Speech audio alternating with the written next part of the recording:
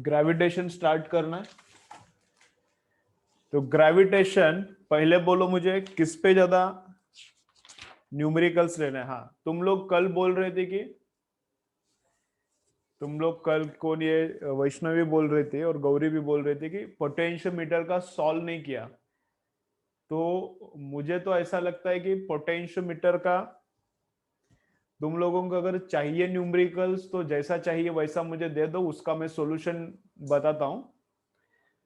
अब जितना हुआ है यहाँ पर पोटेंशियोमीटर का उतना ही उसका थ्योरी है और उतना मुझे लगता है कि तुम लोगों को क्लियर है। अगर न्यूमेरिकल्स नहीं आता तो मुझे पूछो, ठीक है।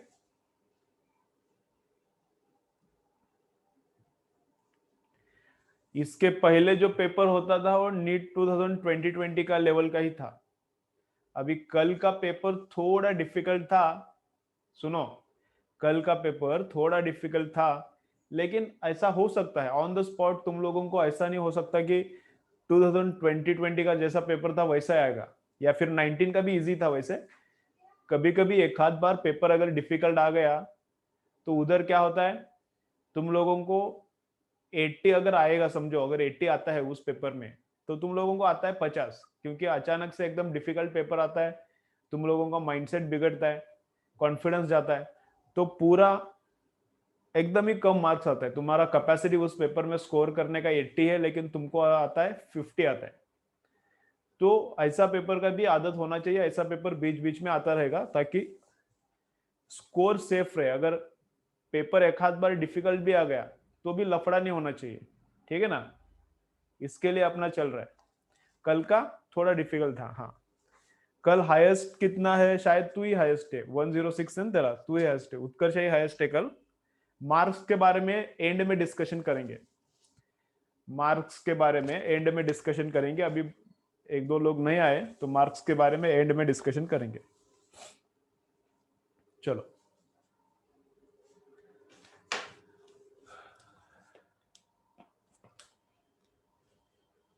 चलो, तो ग्रेविटेशन में क्या क्या देखना है, ग्रेविटेशन में जो जो मेन मेन पॉइंट्स देखना है मैं इधर लिखता हूं, फिर स्टार्ट करेंगे।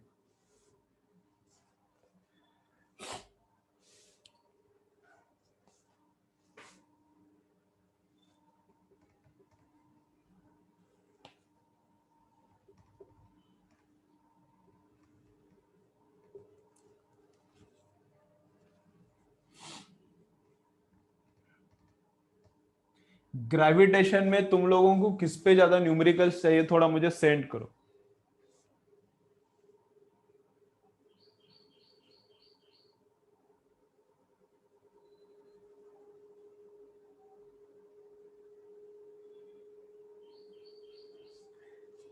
पोटेंशियोमीटर के न्यूमेरिकल सेंड करो मुझे। मैं क्या बोल रहा हूँ, पोटेंशियोमीटर के जिस टाइप का न्यूमेरिकल्स तुम लोगों को नहीं आता उस टाइप का मुझे सेंड करो ना, वैसा मैं लेता हूँ, ठीक है। वैसे एक दो न्यूमेरिकल्स मुझे सेंड करो, उसके लिए कल थोड़ा टाइम देंगे पोटेंशियोमीटर के लिए, ठीक है। लेकिन तुम लोगों को क्या नहीं आ रहा एग्जैक्टली वो मुझे नहीं समझेगा फिर, ठीक है। एकदम ही इजी कैसा नहीं आ रहा वो थोड़ा मुझे समझ में आ गया तो उसके हिसाब से मैं एक्सप्लेन करता हूँ, ठीक है।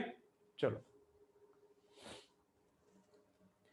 ग्रेविटेशन में भी किसके ऊपर ज्यादा न्यूमेरिकल्स लेने का, क्या बस प्लेन रिवीजन करूं, कोई पार्ट अगर चाहिए, समझो करंट इलेक्ट्रिसिटी का तुम लोगों ने पहले ही बोला होता कि बाकी पूरा चैप्टर ऑलमोस्ट क्लियर है, पोटेंशियोमीटर में थोड़ा प्रॉब्लम है, तो मैंने बाकी का चैप्टर फास्ट कवर किया होता और पोटेंशियोमीटर को और ज्यादा टाइम दिया रहता मैंने, ठीक है। तो उसी हिसाब से हर चैप्टर स्टार्ट करते वक्त मुझे बोलते जाओ इधर थोड़ा प्रॉब्लम है, इधर थोड़ा प्रॉब्लम है, मुझे वैसे पता ही रहता है किधर प्रॉब्लम रहता है। जनरली स्टूडेंट्स को कौन सा पार्ट अंडरस्टैंड नहीं होता वो जनरली अभी पता रहता है, लेकिन फिर भी तुम्हें किधर प्रॉब्लम है वो मुझे बताते जाओ। अभी ग्रेविटेशन का बोलो आज मुझे फटाफट सेंड करो, किधर पर्टिकुलरली प्रॉब्लम है, ये नहीं समझता ये नहीं समझता ऐसा कुछ है तो मुझे अभी सेंड करो, उसके हिसाब से मैं थोड़ा किसको कितना टाइम देने का चेंज करता हूँ।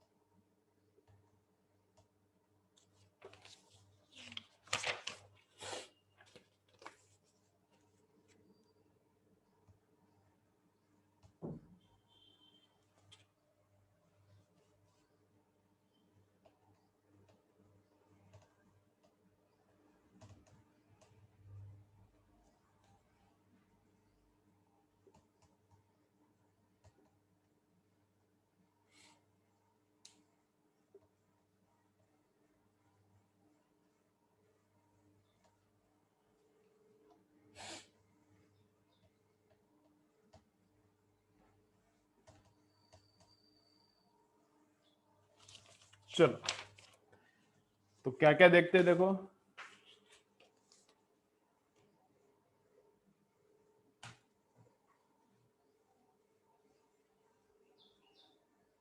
ठीक है, चलो, बाकी किसी का मैसेज नहीं आया। बाकी तो ऐसा मैं एज्यूम कर, उत्कर्ष का ही मैसेज आया है। तो बाकी लोगों को ग्रेविटेशन का सब इजी है, सब अच्छा है, बस प्लेन रिवीजन चाहिए। उत्कर्षा ने एक दो पॉइंट्स भेजे। ठीक है, ठीक है, समझ गया, समझ गया। ठीक है, चलो। तो ग्रेविटेशन में इधर थोड़ा प्रॉब्लम आता है। अभी उत्कर्ष ने potential field and variation of variation in JEE बोला है, लेकिन मुझे क्या लगता है, सैटेलाइट को लॉन्च करना है, अर्थ पे सैटेलाइट है, उसको लॉन्च करना है एच हाइट पे, या फिर एच हाइट पे हो उसको लेके जाना है 4h हाइट पे, तो कितना एनर्जी लगता है, उसमें थोड़ा प्रॉब्लम आता है स्टूडेंट्स को। ऐसे वाले में प्रॉब्लम थोड़े थोड़े ज्यादा लेता हूं। बाकी तो ये सिंपल ही है जो इन्होंने पूछा है, gravitational field and potential, simple simple है, इसमें कुछ ज्यादा है नहीं। ठीक है, चलो, ठीक है, चलो। हाँ, बाइंडिंग एनर्जी और एस्केप वेलोसिटी में थोड़ा रहता है प्रॉब्लम। चलो जाएंगे। तो फर्स्ट क्या देखेंगे, Newton's law and acceleration due to gravity and उसका वेरिएशन। ठीक है, चलो। तो न्यूटन्स लॉ क्या है, न्यूटन क्या बोलता है, force between two masses is proportional to product of two masses and it is inversely proportional to square of distance between them. It is inversely proportional to square of inverse between them.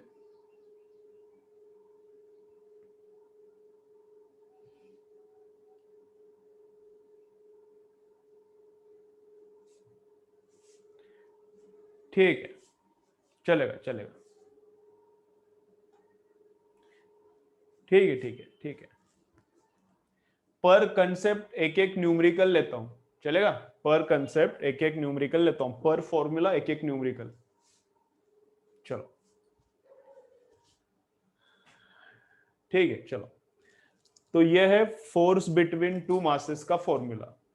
तो इसमें g का value कितना है, 6.67 into 10⁻⁻11। 6.67 10⁻⁻11। g का अगर unit चाहिए तो वो कैसे निकालने का, f इधर रखने का और बाकी जितना भी है उन लोगों को इधर भेजने का। तो g का यूनिट कहता है न्यूटन, ये ऊपर चढ़ता है newton metre square divided by kilogram square. Newton metre square divided by kilogram square, ये आता है g का यूनिट। कितना रहता है उसका वैल्यू, अब ये 10th से याद है तुम लोगों को, 6.67 10⁻⁻11। ठीक है, अब इस पे कुछ न्यूमेरिकल वगैरह कुछ करने का जरूरत नहीं, एकदम सिंपल है लॉ। इसका एक वेक्टर फॉर्मेट में भी लॉ रहता है, वेक्टर फॉर्मेट में, लेकिन वेक्टर फॉर्मेट का लॉ का कुछ जरूरत नहीं पड़ता, आर बार में लिखते हैं उसको, उसका कुछ ज्यादा फायदा नहीं, कुछ काम नहीं है। फोर्स का डायरेक्शन कैसा है इतना याद रखो, फोर्स का डायरेक्शन कैसा है, इलेक्ट्रोस्टैटिक्स, मैग्नेटिज्म एंड ग्रेविटेशन, तीनों का फोर्सेस सेम दिखता है, तीनों का फील्ड भी सेम रहता है और तीनों का पोटेंशियल का फॉर्मूला भी सेम रहता है। तो एक बार फटाफट में कंपेयर करता हूं, देखो। ग्रेविटी का फोर्स का फॉर्मूला ऐसा दिखेगा, इलेक्ट्रोस्टैटिक में फोर्स का फॉर्मूला ऐसा दिखेगा,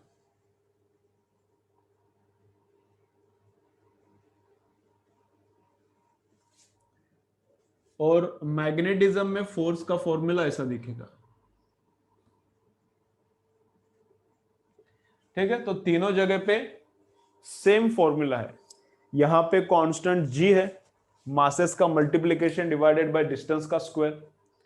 यहां पे कांस्टेंट इलेक्ट्रोस्टैटिक में 1/4πε0k रहता है, यहां पे कांस्टेंट क्या रहता है, 1/4πε0k, लेकिन मैंने क्या लिखा है उसकी जगह पे k लिखा है, तो वही है सब, चार्जेस का मल्टीप्लिकेशन डिवाइडेड बाय डिस्टेंस का स्क्वायर। और यहां पे क्या फॉर्मूला रहता है, मैग्नेट का दो पोल से, एक नॉर्थ पोल एक दूसरा साउथ, या फिर साउथ है साउथ, नॉर्थ है नॉर्थ, उनके बीच का फोर्स, तो उसका फॉर्मूला क्या है, के। तो मैग्नेटिज्म का के मैग्नेटिज्म का के का फॉर्मूला क्या रहता है, mu naught upon 4 pi, mu naught upon 4 pi m1 m2 upon r square. ठीक है, ओके। ये है पोल स्ट्रेंथ का, pole strength into pole strength. Pole strength के लिए भी हम लोग m ही लिखते हैं और मास के लिए भी m ही लिखते हैं। तो ये है फोर्स का फॉर्मूला, एग्जैक्टली सिमिलर दिखता है। तो ये क्यों बता रहा हूं, क्योंकि अगर तुम्हें इलेक्ट्रोस्टैटिक का इलेक्ट्रिक फील्ड का फॉर्मूला अगर याद है तो उससे तुम लोग ग्रेविटेशन का फील्ड का फॉर्मूला याद कर सकते हो, या फिर मैग्नेटिज्म में भी। तो इलेक्ट्रिक फील्ड का फॉर्मूला क्या रहता है, इलेक्ट्रिक फील्ड रहता है फोर्स पर यूनिट चार्ज, ये रहता है force per unit charge main formula. इसका फील्ड का फॉर्मूला क्या रहता है, इसको लिखते हैं आई, इसकी फील्ड को क्या लिखते हैं आई। तो ये भी फोर्स पर यूनिट क्या रहेगा बोलो, ये फोर्स पर यूनिट चार्ज रहता है, तो ये क्या रहेगा, फोर्स पर यूनिट मास रहता है। और यहां पे फील्ड को क्या लिखते हैं हम लोग, बी, इंडक्शन बोलते हैं, मैग्नेटिक इंडक्शन बोलते हैं हम लोग उसको। ठीक है, तो इधर फील्ड का फॉर्मूला, मैग्नेटिक फील्ड का फॉर्मूला क्या आता है, वो भी वैसा ही, force per unit what, pole strength, force per unit pole strength. ये फॉर्मूला इलेक्ट्रिक फील्ड का क्या आता है, सिंगल चार्ज है, अगर पॉइंट चार्ज है, अगर सिलेंडर पे चार्ज है, स्फीयर पे चार्ज है, हर एक का फॉर्मूला अलग है। इफ, लेकिन अगर चार्ज पॉइंट चार्ज है तो if charge is point charge, if charge is point charge, then उसका इलेक्ट्रिक फील्ड का फॉर्मूला क्या है, K Q upon are square. K मतलब 1/4 epsilon naught k Q upon are square. इधर का फॉर्मूला क्या रहता है, इसको मैग्नेटिक फील्ड का फॉर्मूला, पॉइंट पोल है, पॉइंट पोल है। ठीक है, तो उसका formula mu naught upon 4 pi, इधर का के अलग अलग है, mu naught upon 4 pi pole strength divided by are square. तो इधर का फील्ड है, अगर पॉजिटिव चार्ज है तो फील्ड का डायरेक्शन कैसा है, पॉजिटिव चार्ज है तो इलेक्ट्रिक फील्ड का डायरेक्शन कैसा है, away from charge. Negative charge है तो electric field towards charge. Positive pole है मतलब नॉर्थ पोल, नॉर्थ पोल को पॉजिटिव कंसीडर करने का, नॉर्थ पोल है तो इलेक्ट्रिक नहीं, मैग्नेटिक फील्ड कैसा रहता है, अवे फ्रॉम पोल। अगर साउथ पोल है तो फील्ड कैसा रहता है, टुवर्ड्स द पोल। ठीक है, सेम फॉर्मूला इधर रहता है, इधर सेम फॉर्मूला रहता है, क्या रहता है, minus GM upon are square, minus GM upon are square. ठीक है, माइनस नहीं, एक minute, GM upon are square, क्या फॉर्मूला रहता है, जीएम अपॉन आर स्क्वायर। और डायरेक्शन क्या रहता है, इधर डायरेक्शन चार्ज से दूर भी रह सकता है एंड टुवर्ड्स भी चार्ज भी रह सकता है। क्यों, क्योंकि इधर चार्ज पॉजिटिव नेगेटिव दोनों रहता है, पोल भी पॉजिटिव नेगेटिव रहता है, नॉर्थ पोल साउथ पोल दो टाइप्स का पोल है, लेकिन मास एक ही टाइप का है, मास एक ही टाइप का है। तो ग्रेविटेशनल फील्ड कैसा रहता है, हमेशा towards the centre of the mass. अगर यहां पे ये मास m का स्फीयर है, ये सेंटर है, यहां पे चाहिए अगर I, तो I ऐसा रहता है, ये स्फीयर है, स्फीयर का सेंटर है, यहां पे ग्रेविटेशनल फील्ड चाहिए तो ग्रेविटेशनल फील्ड कैसा रहता है, टुवर्ड्स द सेंटर। ठीक है, यहाँ पे पॉजिटिव नेगेटिव कुछ है ही नहीं, इधर पॉजिटिव नेगेटिव है तो फील्ड का डायरेक्शन अवे एंड टुवर्ड्स ऐसा भी रहता है, इधर भी वैसा रहता है, यहाँ पे एक ही टाइप का है। ठीक है, पोटेंशियल का फॉर्मूला क्या है इधर, पोटेंशियल का basic work upon charge, work पर यूनिट चार्ज, इधर भी वही रहता है, वर्क पर यूनिट चार्ज नहीं रहता, लेकिन यहाँ पे रहता है मास। और यहाँ पे भी पोटेंशियल, पोटेंशियल हम लोग इधर यूज नहीं करते, वैसे मैग्नेटिज्म में पोटेंशियल जनरली ज्यादा यूज नहीं होता, तो तुम लोगों को भी कभी आया नहीं होगा पोटेंशियल इधर यूज किया उधर यूज किया, रेयरली यूज होता है मैग्नेटिज्म में। लेकिन उसका भी बेसिक डेफिनेशन वर्क पर यूनिट चार्ज नहीं रहता, इधर क्या रहता है, पोल स्ट्रेंथ।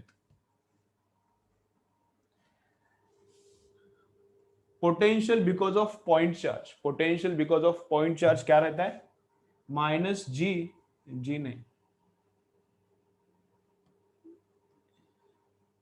के Q upon R. Potential because of point charge क्या रहता है, के क्यू अपॉन आर। इधर पोटेंशियल का क्या रहता है के, ये 1/4πε0 है, इधर का के, इधर का के अलग रहता है μ0/4π, तो के होल स्ट्रेंथ अपॉन आर।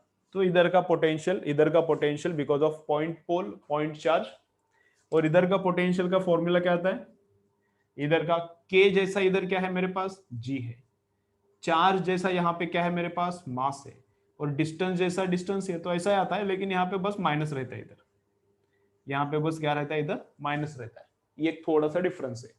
वो क्यों, क्योंकि यहाँ पे एक ही मास ही रहता है, पॉजिटिव नेगेटिव नहीं रहता है, इधर अपना पॉजिटिव है तो अपने आप प्लस होता है, नेगेटिव है तो अपने आप माइनस होता है, तो इधर थोड़ा माइनस देना पड़ता है। मास कैसा नेगेटिव चार्ज जैसा थोड़ा काम करता है, इसलिए माइनस देना पड़ता है। तो ठीक है, ये potential because of point charge point mass, या फिर स्पीयर के लिए भी ये फॉर्मूला चलता है। Gravitational field because of point mass या फिर स्पेरिकल मास के लिए भी ये चलता है, और ये फोर्स का तो पता ही है तुम लोगों को, ठीक है। चलो, तो ये क्या करो, इसका एक स्क्रीनशॉट ले लो, इसका एक स्क्रीनशॉट ले लो, और ये वाला चाहिए तो लिख के ले लो, ये इधर का, वैसे ये है सब एररलेस में है, इसका एक स्क्रीनशॉट ले लो कंपैरिजन का, तो थोड़ा कंपेयर करके याद रखोगे तो अच्छे से याद रहेगा।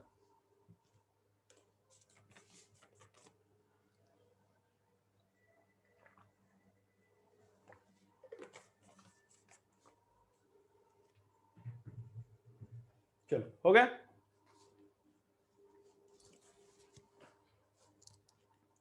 अभी ग्रेविटेशनल फील्ड पे ज्यादा न्यूमेरिकल्स आते नहीं है, ग्रेविटेशन पोटेंशियल पे भी ज्यादा न्यूमेरिकल आते नहीं, पोटेंशियल एनर्जी पे आते हैं, लेकिन पोटेंशियल पे एक दो हम लोग करेंगे, ठीक है। पोटेंशियल पे भी ज्यादा आते नहीं, आते तो है ज्यादा न्यूमेरिकल्स पोटेंशियल एनर्जी पे आते, ठीक है। तो इसके बारे में भी एक एक एग्जांपल में जो बोला था वो नहीं लेता, जो इंपॉर्टेंट पार्ट है उसके रिगार्डिंग एक एक एग्जांपल लेंगे, ठीक है। चलो,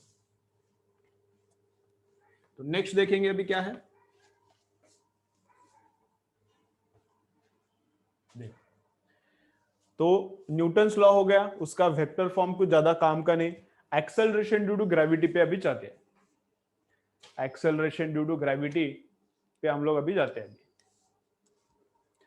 तो एक्सेलरेशन ड्यू टू ग्रेविटी का फॉर्मूला क्या है, वो है gm divided by are square, gm divided by are square. Small R क्यों लिखा है मैंने, समझो अगर ये अर्थ है, ये अर्थ है,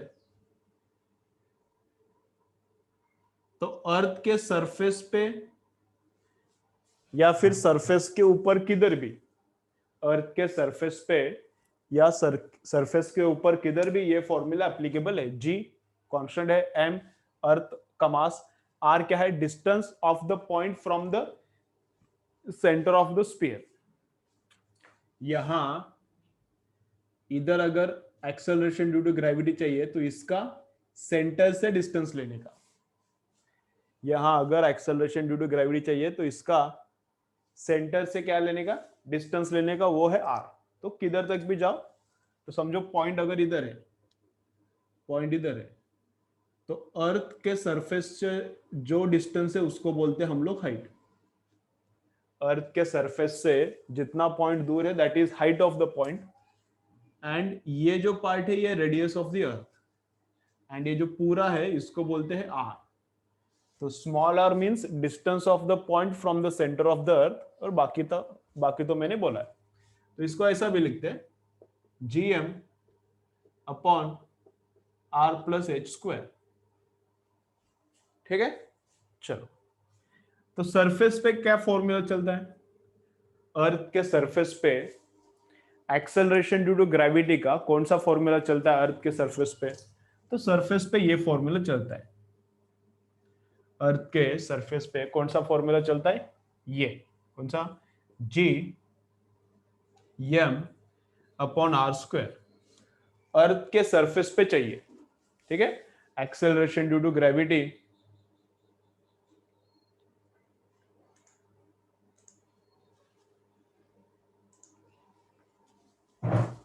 acceleration due to gravity earth के सरफेस पे चाहिए, तो सरफेस पे चाहिए मतलब इधर ही चाहिए, तो कितना डिस्टेंस पे पॉइंट है, आर डिस्टेंस पे, तो स्मॉल आर को आर लिखा है मैंने। तो अर्थ के सरफेस पे कितना, तो इतना। ये कितना आता है, ये अप्रोक्सीमेटली 9.8 आता है। इसका कैलकुलेशन करेंगे तो कितना आता है, ये अप्रोक्सीमेटली 9.8 मीटर पर सेकेंड स्क्वायर आता है। जी का वैल्यू, एम का वैल्यू तो बता दिया। एम कितना रहता है, अर्थ का मास, रट्टा चाहिए, अर्थ का मास कितना रहता है, अर्थ का मास कितना रहता है, 6 इंटू 10⁻²4। अर्थ का मास पता नहीं है तो लिख के रखो, 6 इंटू 10⁻²4 अर्थ का मास। आर, आर का वैल्यू क्या रहता है, कैपिटल आर, आर का वैल्यू क्या रहता है, radius of the earth 6400 kilometre, 6400 kilometre. तो ये वैल्यूज इधर डाला तो ये वैल्यू मिलता है 9.8। अर्थ के सरफेस पे ये फॉर्मूला है। हाइट पे, ठीक है, एच हाइट पे अर्थ का सरफेस है, उससे कितना ऊपर जाने का, एच हाइट जाने का, और वहां पे एक्सेलरेशन ड्यू टू ग्रेविटी कितना है, तो उसका फॉर्मूला क्या है, तो वो तो ऑलरेडी मैंने यहां पे लिखा है। तो जी एच, ये फॉर्मूला किधर चलता है, सरफेस एंड सरफेस के ऊपर। ये वाला भी किधर चलता है, ये फॉर्मूला सरफेस एंड सरफेस के ऊपर। हम लोग सरफेस पे है इसलिए हाइट 0 बनता है, तो इससे ये आता है। हम लोग सरफेस पे है तो height becomes 0, and when height becomes 0 we get GM upon are square. ठीक है, and this formula is also useful about the surface of the earth, ऊपर भी चलता है। तो जीएच का फॉर्मूला ये है,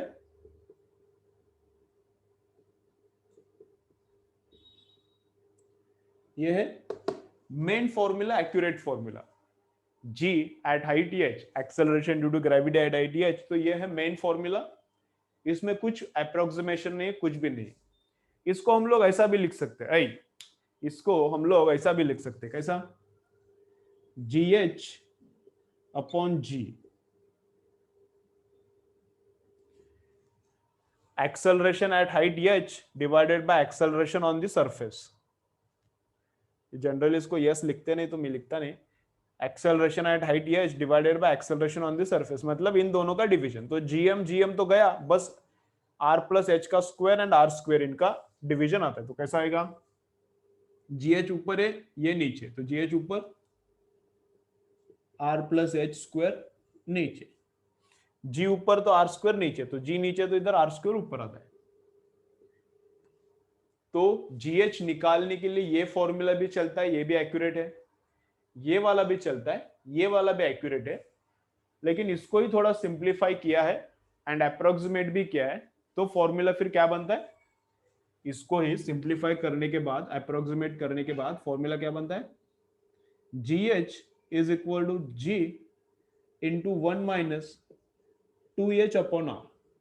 ये अप्रोक्सीमेट है, लेकिन ये अप्रोक्सीमेट है, एक्यूरेट एक्यूरेट, ये भी एक्यूरेट, ये वाला फॉर्मूला अप्रोक्सीमेट है। कब तक यूज करने का ये वाला फॉर्मूला, हाइट का ये जो अप्रोक्सीमेट फॉर्मूला है, कब तक यूज करने का, स्मॉल हाइट्स पे, ऐसा बोलते हैं। तो स्मॉल हाइट्स मतलब कितना, स्मॉल हाइट्स, तो स्मॉल हाइट्स मतलब मैं अप्रोक्सीमेटली बोलता हूं कि 10% ले लो।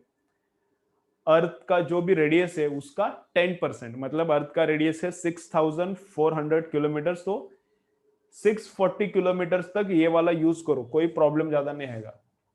640 किलोमीटर, 500 किलोमीटर तक ये वाला फॉर्मूला यूज करो, कुछ ज्यादा प्रॉब्लम नहीं आएगा।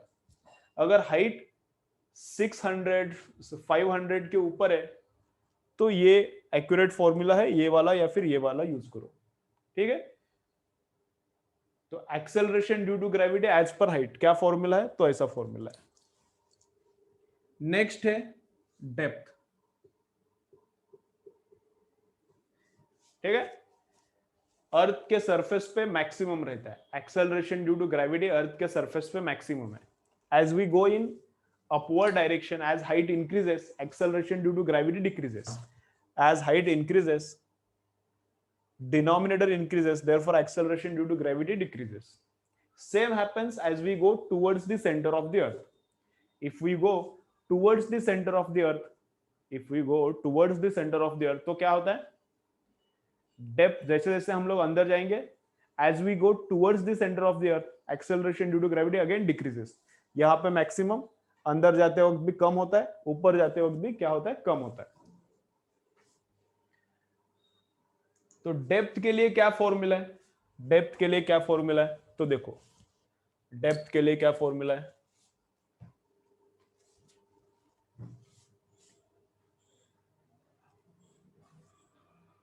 ये तो पता होगा ना तुम लोगों को, तो ये डायग्राम भी मिटाता हूं मैं। डेप्थ के लिए देखो क्या फॉर्मूला है,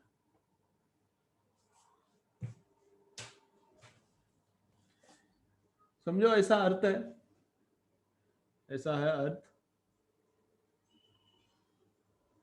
अरे कैसा डायग्राम आ रहा है रे?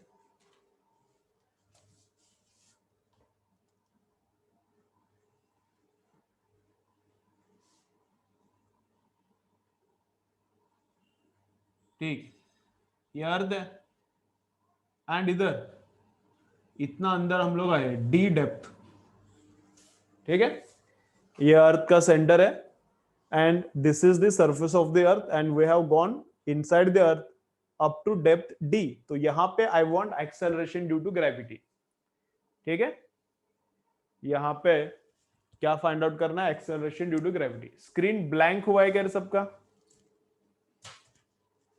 स्क्रीन प्रॉब्लम है क्या, चल रहा है, अच्छा चल रहा है?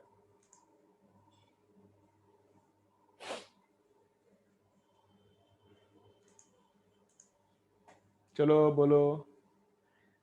गायत्री, स्वर्गकर सर का लेक्चर देखो, इधर नहीं, इधर ये रिपीटर का चल रहा है, ये रिपीटर का लेक्चर चल रहा है। कोई 12th का अगर लेक्चर कर रहा है तो ये रिपीटर का चल रहा है। क्लियर है सबको?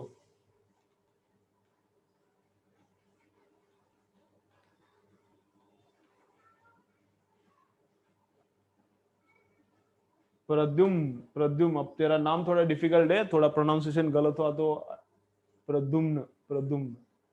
तो क्या कर, एक बार डिस्कनेक्ट हो गए, कनेक्ट हो जा, बाकी लोगों को कोई प्रॉब्लम नहीं है। चलो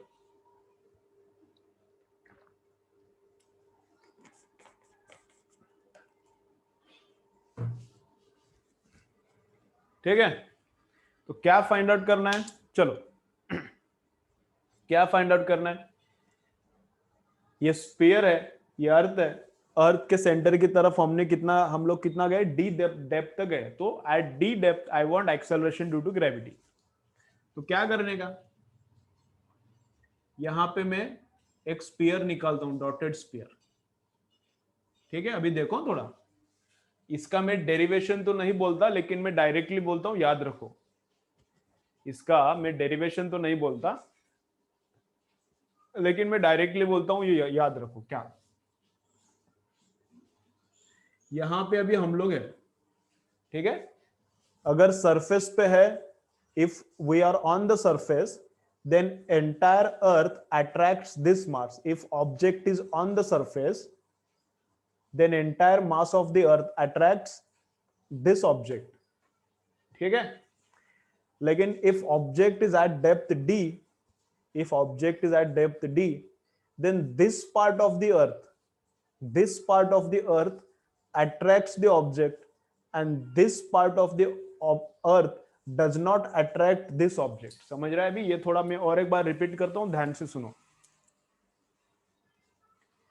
If object is on the surface, then entire earth attracts this object, ठीक है, ये तो पता है हमको, क्योंकि ऑब्जेक्ट अभी हम लोग,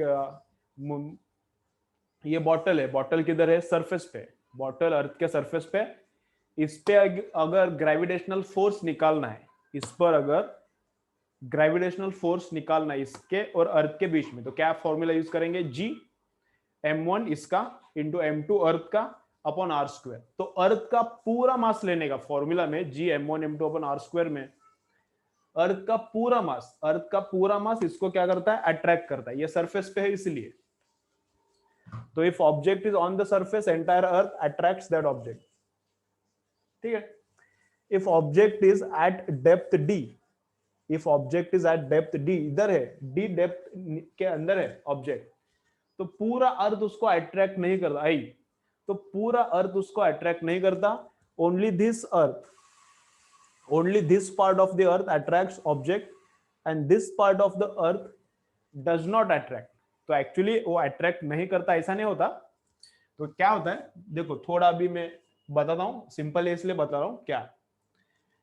तो इसको ये मास, हर एक मास को अट्रैक्ट करता है। न्यूटन क्या बोलता है, each mass attracts every other mass in the universe. तो इधर की अर्थ इसको ऊपर अट्रैक्ट करेगी, इधर की अर्थ इसको इधर अट्रैक्ट करेगी, इधर की अर्थ इसको नीचे अट्रैक्ट करेगी, इधर का अर्थ का पार्ट इधर अट्रैक्ट कर रहा है, इधर का अर्थ का पार्ट इधर। तो ये जो आउटर अर्थ है, ये जो हम लोग अंदर जाने के बाद, ये जो आउटर अर्थ है, इसने जो इसके ऊपर फोर्स लगाया है उसका रिजल्टेंट जीरो है। एक्चुअली वो भी फोर्स लगाता है लेकिन टोटल फोर्स जीरो लगता है। तो इसलिए मैं क्या बोल रहा हूं, force applied by this outer earth on this object is zero. This object is only attracted by this inner earth. ठीक है, ओके। तो क्या GD का फॉर्मूला क्या आता है, G M कौन सा लेने का, अंदर का ये वाला, इसको मैं M डैश बोलता हूं, G M डैश अंदर का ही मास बस डिवाइडेड बाय R स्क्वायर, तो अंदर का ही रेडियस, तो इधर का बस इधर का ही रेडियस, तो वो कितना है R माइनस डी का स्क्वायर। ठीक है, G M डैश अंदर का मास अपॉन अंदर का रेडियस का स्क्वायर। ये बाहर वाला जो अर्थ का पार्ट है वो इस पे टोटल फोर्स जीरो लगाता है, तो इसलिए उसको पकड़ने का ही नहीं। तो acceleration due to gravity at depth D clear.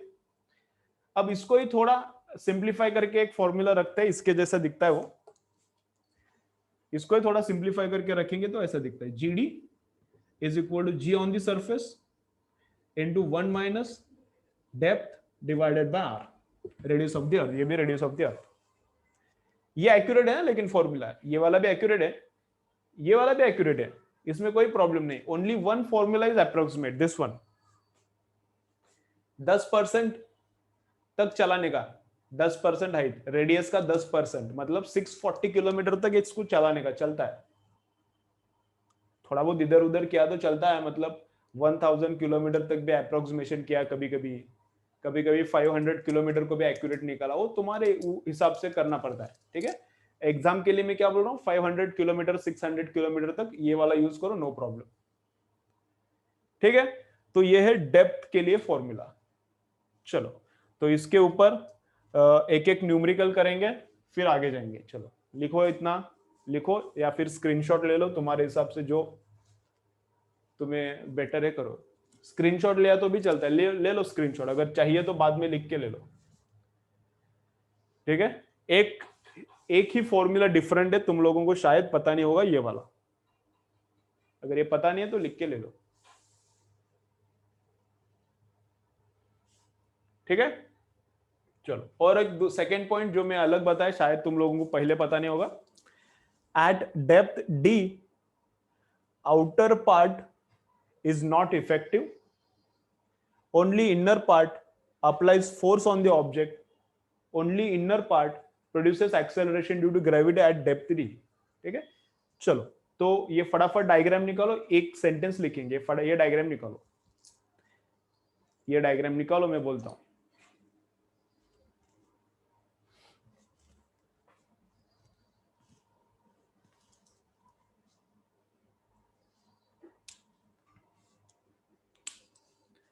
चलो डायग्राम निकाला, लिखो, नोट लिखो, चलो नोट लिखो, इंपॉर्टेंट जो भी है एकदम इंपॉर्टेंट वो मैं लिख के देता हूं। चलो नोट लिखो, at depth, if object is at depth d, चलो लिखो, if object is at depth d, if object is at depth d, if object is at depth d,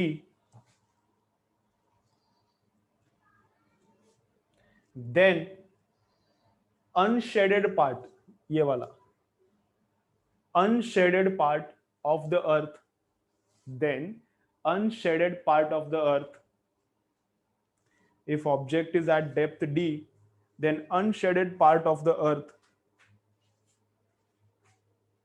then unshaded part of the earth does not attract object, then unshaded part of the earth does not